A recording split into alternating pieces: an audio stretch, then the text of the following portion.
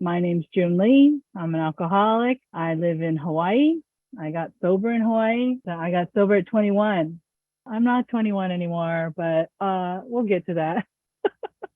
Anyway, yeah, this is so awesome to listen to everybody checking in and counting days. When I got sober, it was a very small community.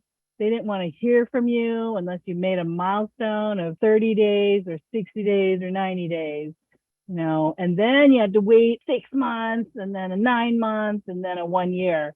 Otherwise, you don't get recognized. Count days is a miracle. Like any day that an alcoholic gets to not drink today is unbelievable. And I know that because I keep coming to meetings, and people who stop going to meetings don't see what happens to people who stop going to meetings.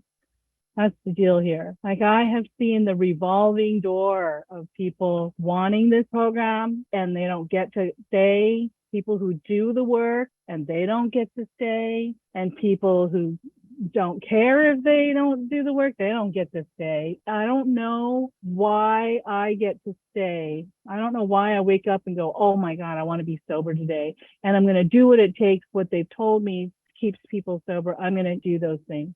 I don't know why that I got that gift. That's what it is. I think I got this gift of sobriety that is super precious to me. I don't want to lose it. I don't want to lose it. Especially the way I got sober. I got sober at 21. I'm just getting started. I just started drinking legally. Like, why am I stopping now? Like, I stopped at 21 and a half. And it was like, people were telling me, well, you haven't been to jail and you haven't been to treatment. We're not telling you to come to meetings. You don't have to come if you don't want to. Why are you here? Why was I coming to meetings? Because I was sick and tired of being sick and tired. I hated myself, and I hated where I had gotten myself by then. And that I hated being alone. And when I came to Alcoholics Anonymous meetings, I could feel the same things you guys were feeling. I could feel that irritable discontent stuff. And I started hearing how people just were so miserable and sad and lonely. And I'm like, oh my God, I'm all those things, but I'm not sharing that. I'm not telling you anything. And then somebody would sit there and say to me after a meeting, if you want to give this meeting a try 90 meetings in 90 days. And if you don't like it, we'll refund your misery.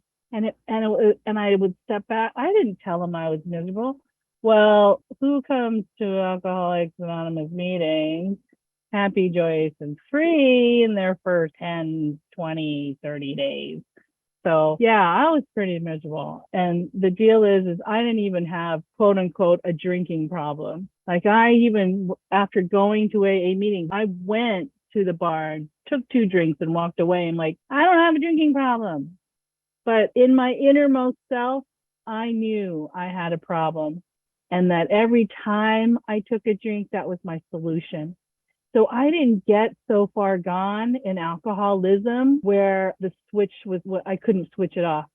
So I was a maintenance drinker. I could drink and then stop and then go to work. I worked 6 days a week. And every night I came home, I got loaded. It was either smoking pot or drinking alcohol. I never could stay stopped, but I managed. I had it all under control. And I had a fake ID from the time I was 15 years old. So I'd already been drinking in bars from 15 to 21. So it's not like I was just getting started. That's only my head spinning out. I belong here. Like, I need to stop drinking, mainly because it wasn't like my life was unmanageable when I was drinking. It was when I didn't have a drink. I was in your face. I was intense. I was mean. I was angry all the time. I needed my medicine to cut the edge. And that's how I drank. What happened? What happened to me when I don't have that? When I put all that down? Well, I'm still mean and irritating, and I needed something to cut the edge. So I went to a lot of AA meetings where there's really nice, calm, quiet people. They'd invite me to a restaurant afterwards and buy me a cup of coffee, or buy me pancakes or something, just so I could like have some happy, quiet, nice people around me. And I started learning from them how to be that way.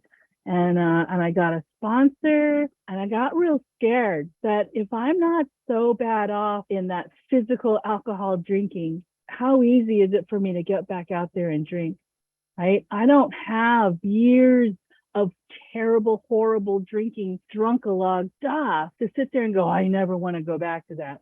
I got visions of drinks with umbrellas and pass the stuff around. I mean, ice and smoke, and so I got more happy, kind of fun meeting drinking times than I do terrible, horrible drinking time. I still do have that pitiful, incomprehensible moment in my life where I turned 18 and I never could drink enough. I never could drink very much. So I was always get sick. I was always sick. And I thought that came with the drinking. So here I am, and I'm 18. I invite my high school friends over. They come to my house. I got all the alcohol because I got the fake ID. And I tried to drink just a 6-pack of beer, and I got so sick. I threw up. I passed out. I wake up in my bedroom on my 18th birthday. I got my classmates sitting around my bed going, we cleaned up for you and we're going now and happy birthday. And I'm like looking and seeing all my classmates there like, okay, goodbye. Like I can't even freaking show up for my own birthday party. And it didn't matter. I kept drinking. That's not a big deal. Doesn't that come along with drinking? Doesn't that, you just, you just like I love riding roller coasters. And I do the same thing. I get in line, I get on a roller coaster, I get off, I throw up, I get back in line. Did the same thing with drinking. Once I realized maybe I should stick around here, I got scared. I got scared that maybe I'm not going to get to stick around. I've seen people really want this program and overdose and die. Like I've seen people sit there and ask for help. Please sit with me. Please spend time with me. I can't be alone. I want to just go out and drink, and they don't get to come back here. So every day I have done what I could to try and stay sober, try to get another day of sobriety. They said, work the steps. I've always had a sponsor. I've maybe had a few months in between the different sponsors that have moved away or weren't right for me, but I've been always looking for a sponsor, or I have a sponsor. That was like number one, to like always have somebody to check in. And what's super cool right now is that this new sponsor I have, because the last one has gotten kind of dementia and older now. This new one, she's on me. She like asked me right away, how many meetings are you going to? You might need 3 or 4 meetings a week, but you don't know which ones they are. So go every day. Yeah, I want that message. I want that. I drank every day. I'm going to go to meetings every day. And I've learned so much from that. Then the pandemic hit, and she's like, it's even easier now to go to more meetings. And so I started a step study. I started a step tradition and concept study, actually, and just got in the middle of however much Zoom can do for me. Now there's like no excuse. Like there's meetings 24 hours, 24/7. And it's been so cool. I participate in a meeting in Europe. I participate in a meeting that has never had a home. I love coming here when I can. So yeah, meetings is the deal. This sponsor took me through the steps, and every step was not the way I thought I needed to do it. That's why it was so important to have a sponsor. Like, oh man, this step I'm gonna have to lay it all out and talk about all my garbage. And I get there, and she would sit there, just lay out some notes, just do some columns, just make some little 3-word phrases. I don't want the big diary from you. I was like, really? It doesn't have to be lots of labor of an intensive writing. No, it doesn't. Oh, okay, that's cool.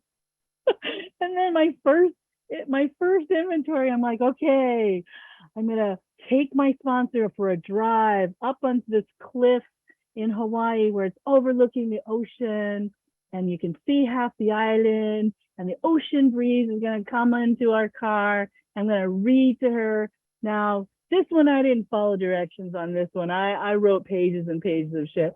And like I turned to her and she's freaking falling asleep while I'm reading my 4-step. Like, what the hell? So like, I've done the 4-step a lot. I do it every time I have a resentment. So it's like every step has not turned out the way I think it should be. And when it came time to like making amends, well, I was 21. And the only people I harmed at that point were my family. I stole things from my sibling, and I really kind of crapped on my mom. But that one has been an ongoing making amends to mend my relationship with her.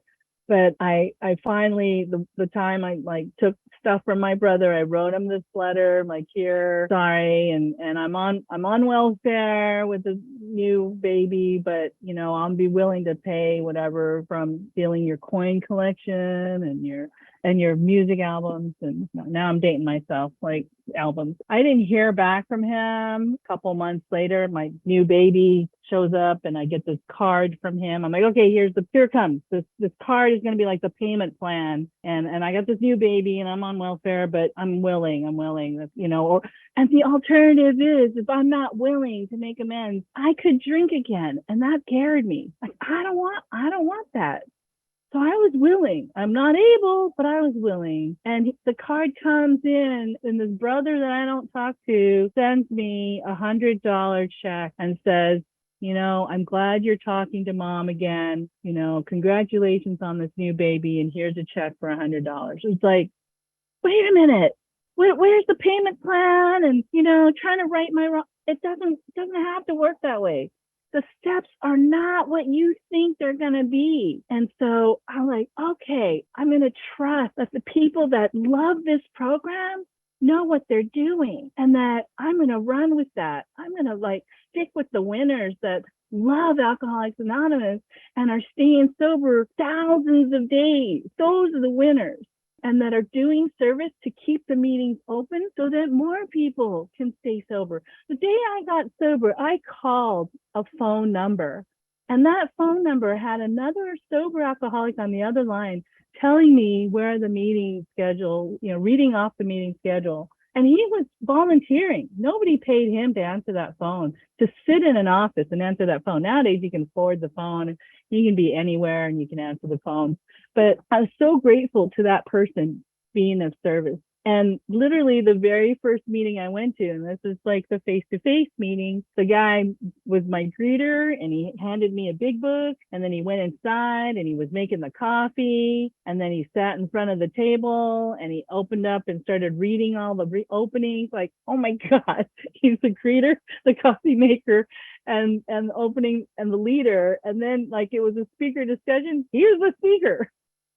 That's service. That's like my first experience of people staying here and carrying the message. And I calculated that Alcoholics Anonymous had been going on for 53 years before I got to walk into my first meeting of Alcoholics Anonymous, and that I didn't stay sober in that first meeting. That wasn't my first time. So keep coming. The message that I got, until you can figure it out. Until you can figure out that how to stay sober, or that whether you want to stay sober, or keep coming until you figure out you can stay sober. Like you can have this life of not drinking and growing and being somebody that you might like. They didn't guarantee me that, but I watched people sit there and say, I hated myself when I came here. I love myself now. And I would just look at them. This is like foreign language stuff. I felt the love that I didn't have for myself.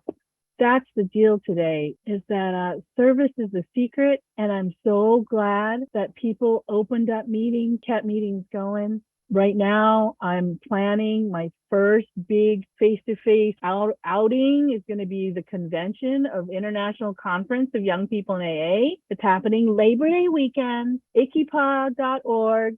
Go to that, ICYPAA, and try to go. A lot of the hotel rooms are booked, but there's outerlying hotels. But fellowship for me helped me hang in there when I've had some really hard times, when I've had some really dark times, when I've lived in my car with a baby, when I broke up with baby daddy, I stayed sober. When I had to issue a restraining order because it got ugly, I stayed sober. When I had to write a bad check for baby's sixth birthday party because I had no money, like I stayed sober. There's a lot of hard times in my life and I didn't have to drink. I learned from you guys, from going to meetings, from being in service, that you don't have to drink no matter what and keep coming back. And that's the deal here is be of service, clean house, trust others, trust God, help others. And thanks everybody for listening to me and I'll end there.